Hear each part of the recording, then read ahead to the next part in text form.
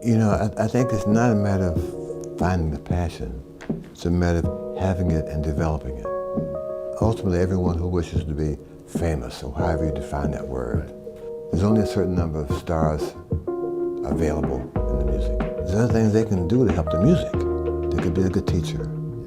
Some guy has to teach a young person how to do the saxophone lick that you heard on the record.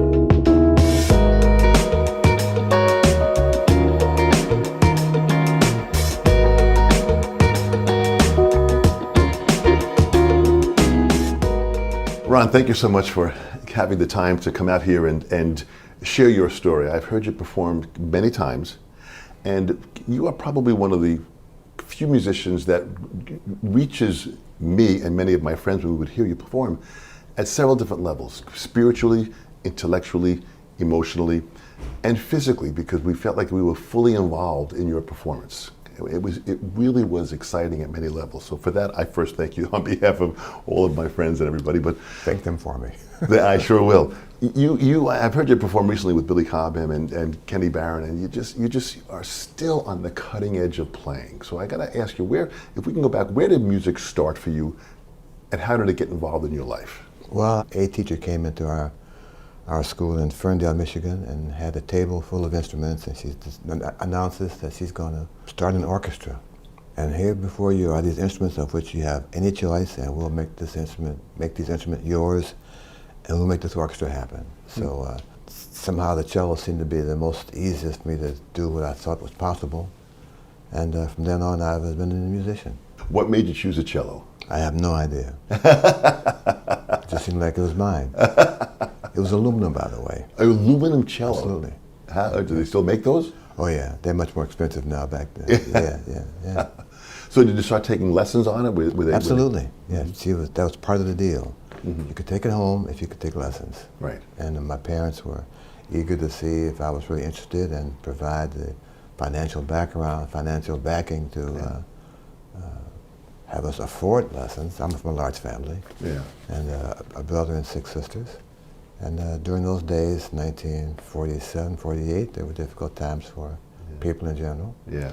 And I had a paper route to help pay for my lessons and pay for books and stuff that I needed. But those are the things that make wherever I am today worthwhile. When you went through the lessons, were there specific books that you worked out of? Were there etudes you were practicing? Yeah, the teachers had a plan. As I got better, each teacher would say, well, I can't do any more for you. I'll find someone who can take you to the next level. So I had three teachers as I was getting up to high school who were each a level above where I was at the time, who felt that I needed some other assistance, more advanced tutelage. It worked out pretty well. How amazing, how amazing. So you went from the cello. When did you make the move to, was it piccolo bass you went to next? No, I went to regular upright.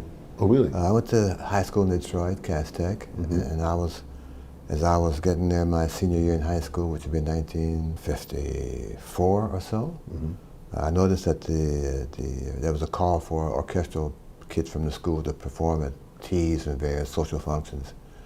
And I thought I played pretty well, but I never got the call as a cellist. And that didn't feel good. But I noticed that the bass player in the orchestra was graduating January of '54. And I knew if I played bass, then they'd have to call me. So I sold my cello and bought a bass, had some lessons, and I was a bass player in the band, in the orchestra. I've been playing bass since then. How amazing. So was this part of your professional beginning of playing music and being paid? Was this part of your career? Paid. Well, I guess the kids got paid. I never knew. I was never invited to those events. Yeah. I assumed whatever money was paid, it was a pittance for their talents worth. Yeah. But it wasn't the money. It had nothing to do with it. Yeah. I just thought I earned the right to be part of this group who went out to play at various functions. And I never got a reason why I wasn't chosen. Interesting. I didn't like it. So as your career started to grow, were there other musicians that you started to work with? Did that widen? Did your networking of meeting other musicians happen at that time? Well, at the time I was just learning the instrument, learning tunes. My neighbor would have these jobs at Wayne State University, the university in Detroit at the time. And the frat parties would be on the island, on Bobolink, a boat that would go up and down the river outside Detroit. Those were my first gigs, but again, it wasn't about the money. It was, how can I learn this library, and how how do I learn these tunes quickly enough to be a part of this band where guys already know the tunes? You know, they're way ahead of me. But I figured out a process to help me memorize the library, and I can't remember, I think we didn't have a record player, so I couldn't listen to guys play them on records. I was trusting these guys on the gigs to be accurate enough and consistent enough to be able to play the melody twice the same way so I could figure out what this part was called, and what was this part called, and what was that part called, and how do you get from, how do you maneuver all these sections of this tune, you know? Well, this is really, as we say, on-the-job training. Absolutely. It still is, by the way. So when did you start to connect with Miles and that group in the early 60s? After I graduated from high school, I went to college at Eastern School of Music in Rochester, New York. And in Rochester, there was a club called, or just on the outskirts, called the Ridgecrest Inn. At the time, the train trunk lines went from Canada to New York by way of Rochester or Syracuse or Utica, whatever those stops were. The bands would stop in Rochester on the way to New York. So I would, in the house band, I'd meet Ike Isaacs, the bass player with Carmen McRae, and I'd meet Sam Jones, who was working with somebody, and I would meet all these players, and I played with Sonny Stitt for the week as a house bass player, you know. Interesting. So I met these guys at the gigs in Rochester, and they assured me that New York always wanted a good bass player. I should try my luck in New York when I graduated. But that wasn't my interest. I still wanted to be a classical player. And what led you eventually into the jazz world? Well, I was told by a world-renowned orchestra conductor that the orchestra where he was conducting was not ready for African Americans.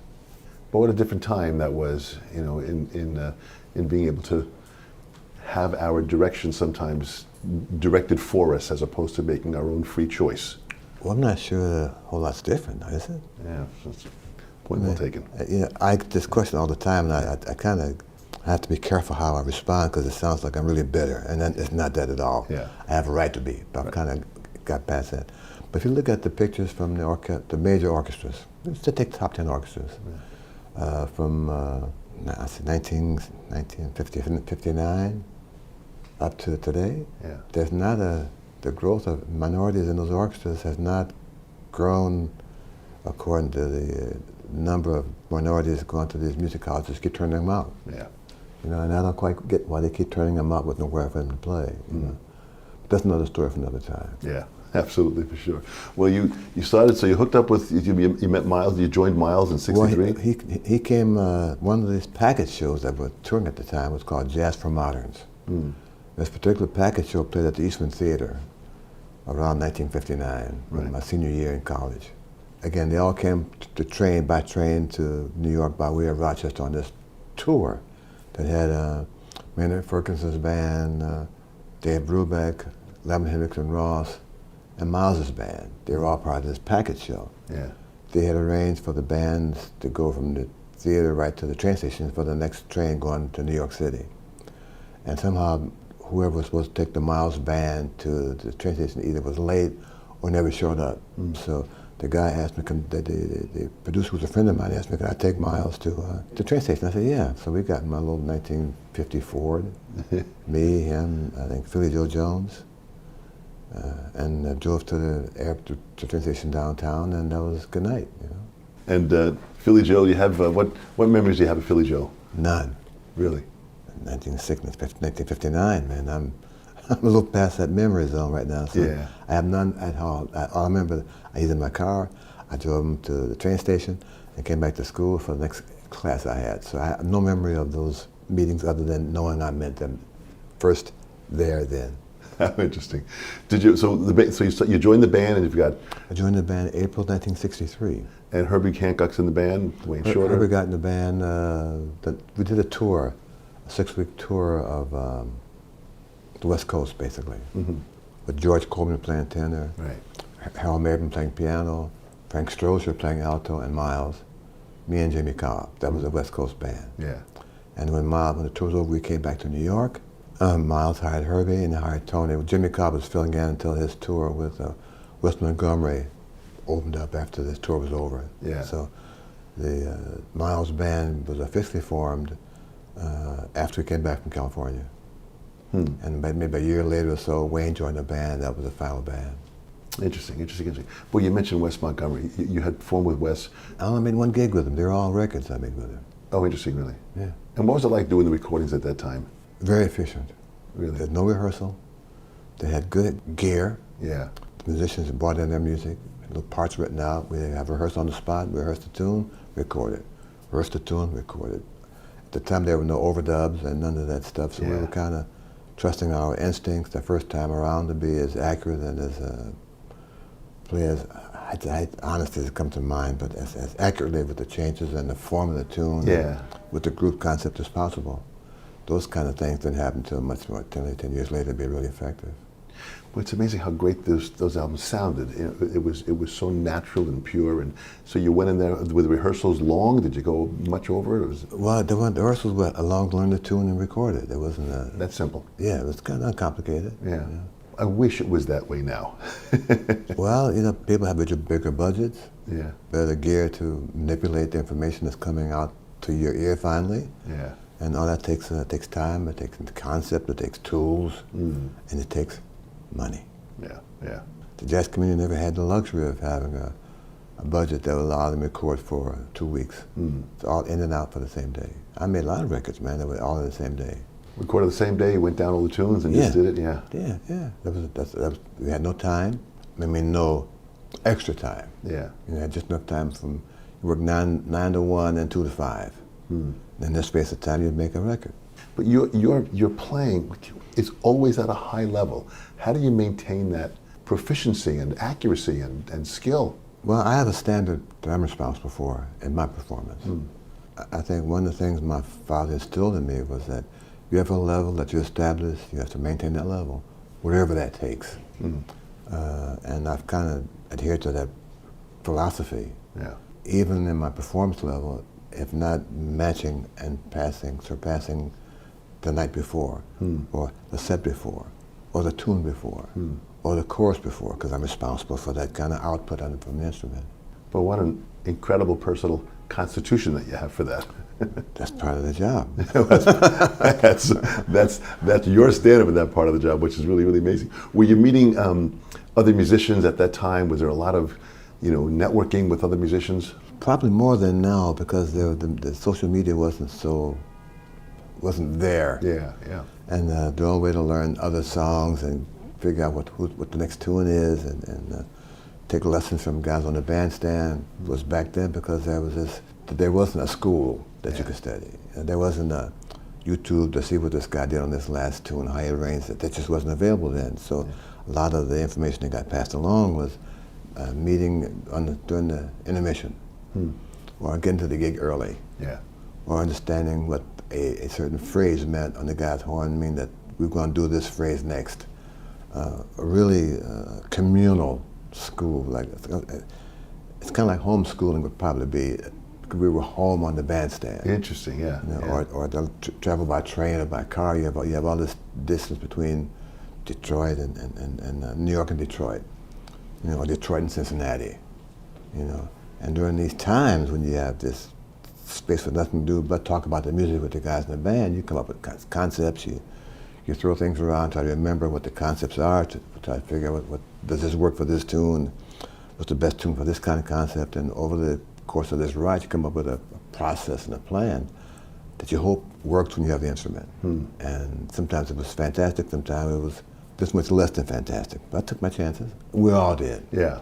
Boy, it's interesting. There's a phrase that states, steel sharpens steel, and man sharpens man. It sounds like on those trips, you guys were sharpening each other in the process. Well, we were just trying to find out how this music worked. Yeah. And comparing ideas, comparing theories of music, how this chord works here, how to voice this chord, what's the best bass note to make this chord sound different. Just details that we can't get then, because there was only these guys who knew this information. And fortunately, you're in those kind of groups where the guys were curious about libraries. They were interested in knowing standards. They're interested in not so much having their songs played, not specifically. But part of the gig was playing their songs, but they wanted to know how this song worked. Or, working with Art Farmer, I learned tunes that I had never heard before. Working with Vinnie Golson, he played songs other than his songs. And they were great tunes. Randy Wilson played some of his songs. play some Monk songs that I would never play without Monk. So the whole idea of group learning and sharing information about songs and how they work, and who to listen to plays this song really nice, and how to learn this song and what's the best key for that song. And it's just a great thing to be a part of at that time. Boy, that level of communication, to have that ongoing, that was social media at its best. It was literally people sharing their ideas. Absolutely. At that point. Yeah. Were you listening to any recordings at that time? Was it? First, I didn't have the time. I was kind of busy because there were always groups playing in New York, and at the time they had 2 bands a night, opening band and the second band, and they would alternate 3 sets a night. Yeah. You know, I was oftentimes in the second one of the 2 bands. So I would hear JJ playing live every week. I'd watch him play. You know. Yeah. I played with Cecil Payne. I played with him with Randy Weston for over 2 years. Yeah. Every night. And so that was my record listening session, was hearing those guys live. Yeah. Was there a time where you started to focus on your sound? Because you have a very unique sound in the way you play. And I noticed when you would perform, you wanted your amp up at a certain level that you could hear it, so you could hear your sound, ear length of what you did. And was that something that you were consciously working on?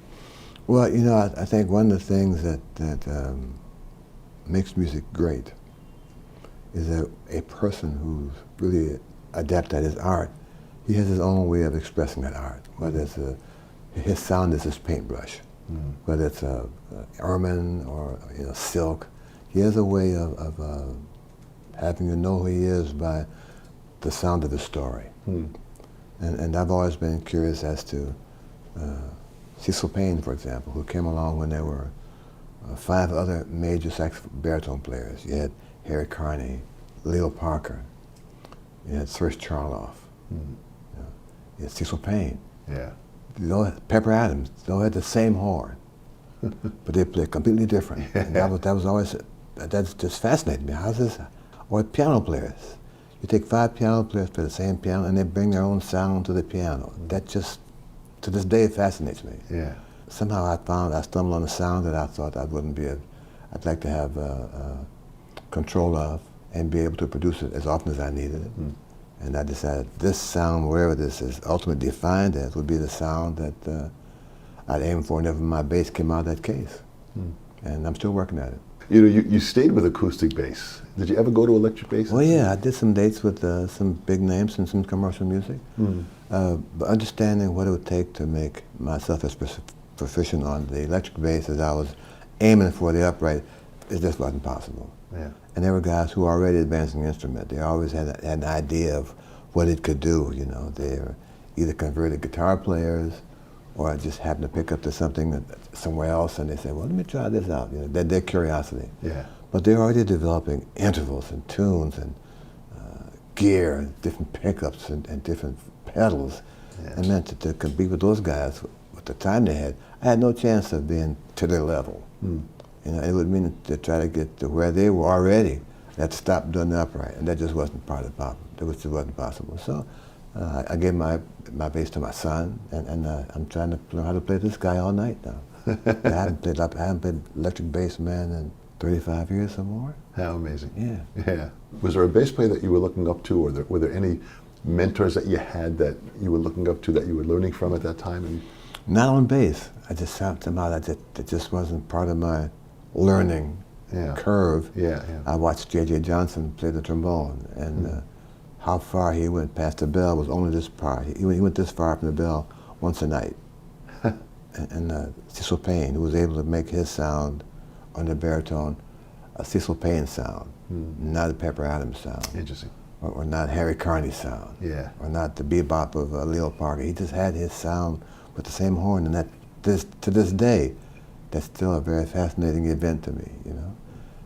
I'd like to figure out how they're able to do that with the same horns, with their own personality and their own sound of their notes. It's just a great concept that one day I'd like to sit down and figure out just why is that possible. That's pretty amazing how observant you are in all the musicians that you've played with, that it sounds like you've kind of pulled information from all of them. Well, every night's a school for me. I mean, they play well, they know songs, they know how to work the changes.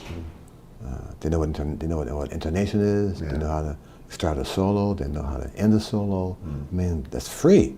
I mean, I'm getting paid to do that, but it's still the education itself.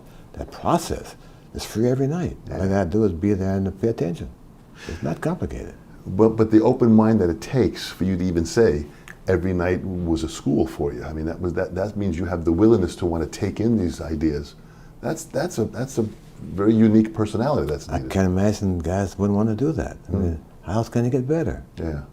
I mean, the music is going like this every night, man. Yeah. Ideas are changing, personalities are changing, the library is changing. Yeah. You know, the world is changing, the hands are changing, the instruments are changing, the gear is changing. How could they not want to go into an environment nightly and have a chance to not just experiment on their own, but talk with other guys who are also experimenting at the same time, Right. and compare notes literally. Yeah. How could they not want to do that, man? I can't imagine musicians who are so self-contained that he can survive this industry and not go to a set a night, whether it's his or someone else's, and come away with something that hadn't occurred to him. I just can't imagine there's somebody like that, man. Yeah. Interesting. With you've done much teaching in your life. Are there any young players that you see have that ingredient that can bring them now into this new world of jazz? I'll tell you 2 years from now. I want to be in this chair, and I want to hear that, Ron. I'll give it to you, too. Now, you are still traveling at a pretty intense pace. Yeah. How do you maintain the business side? You know, there's a lot of the young kids that are watching this here, they don't know how to organize themselves. They don't understand sometimes just the skill that it takes to organize dates and bookings and be on schedule. How do you organize yourself with all these dates that you're doing?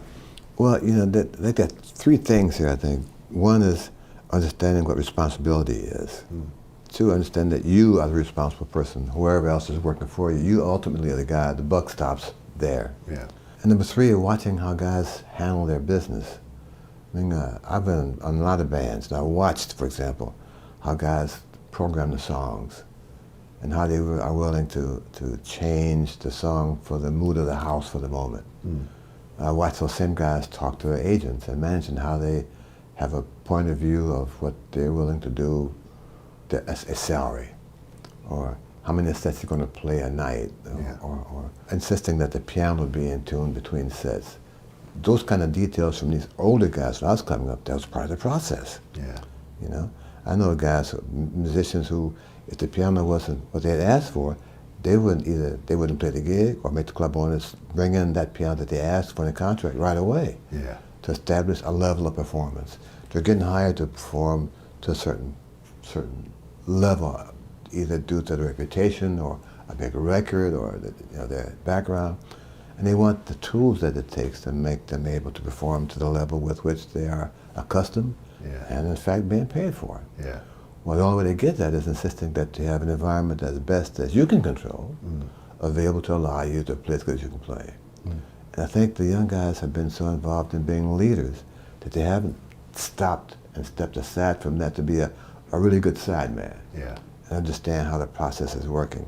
Watch the guy confirm hotel reservations or the flight schedule. Yeah. And that's not a lot to do, you know? Yeah, yeah. And it seems to me that with social media and the computer access to airline schedules, flights, and trains and hotels, there's really nothing to do except sit down and do like this, you know? I do like this. But that's hard. That's a very simple project. Yeah, and I think they get so caught up in the TV version of a musician that they forget that when the TV is off, that guy goes home and does something else.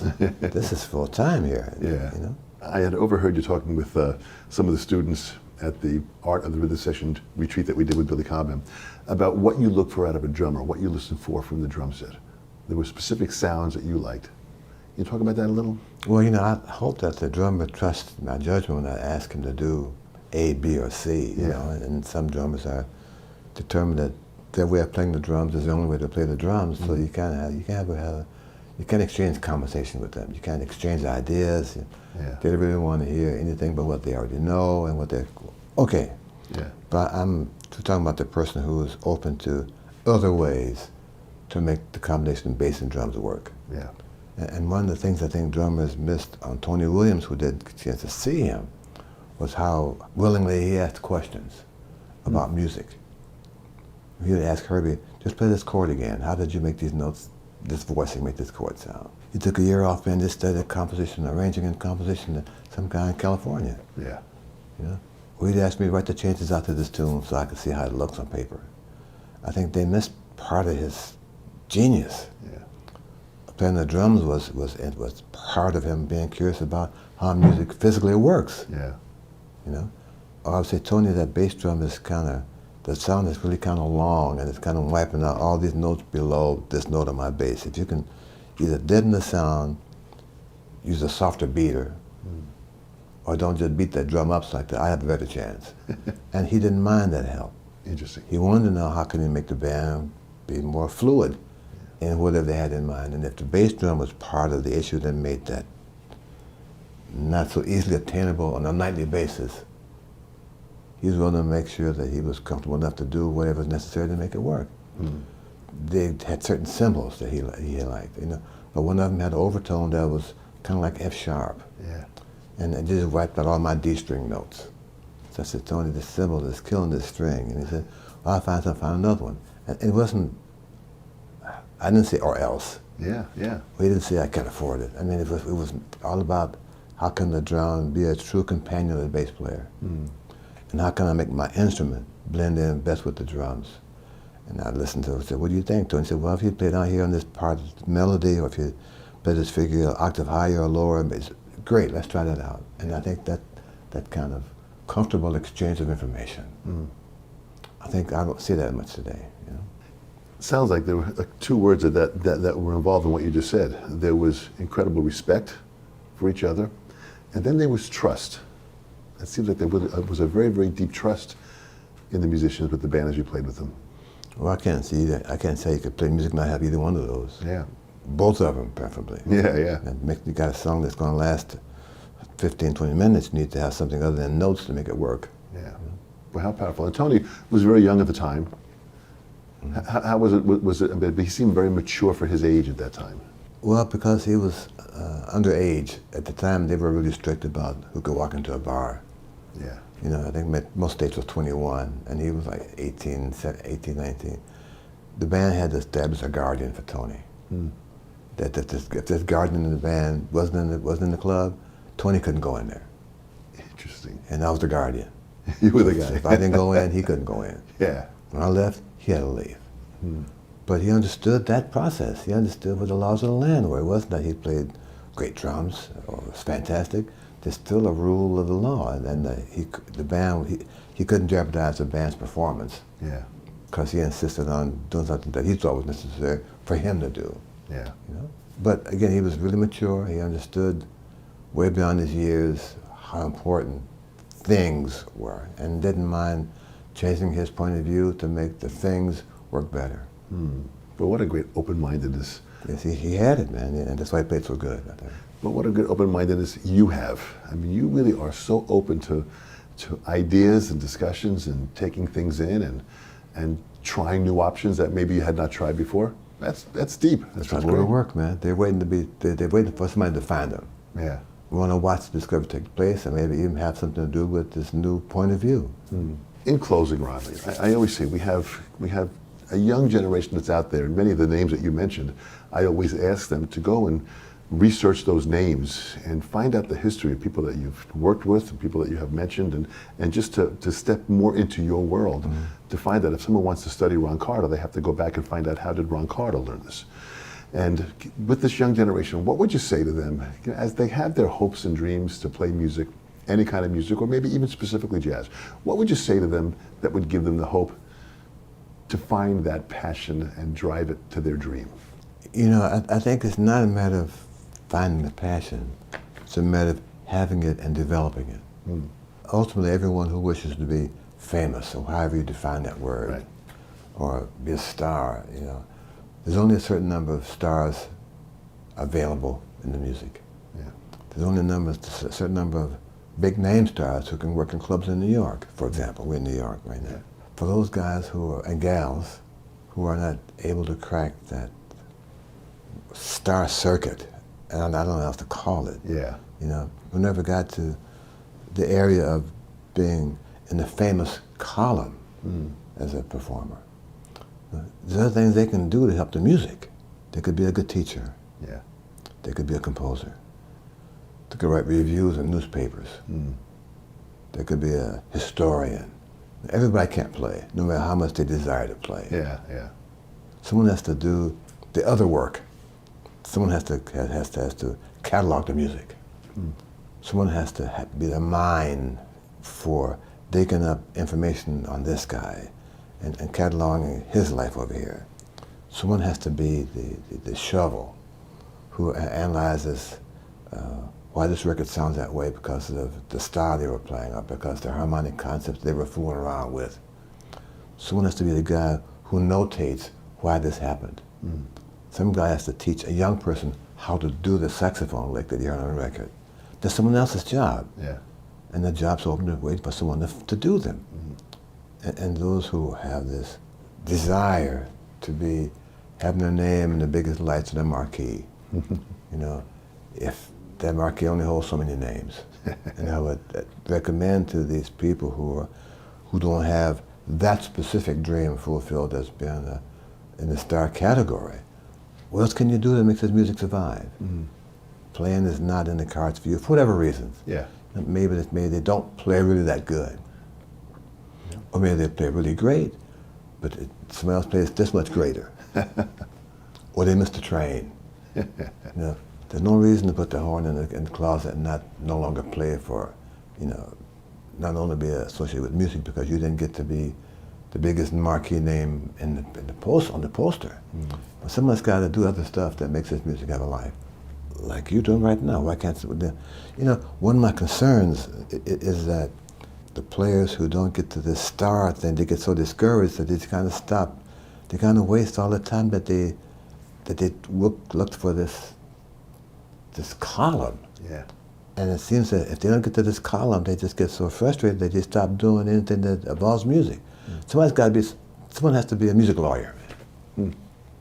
Who's going to do that? Who's going to protect the rights of these guys who they love? Yeah.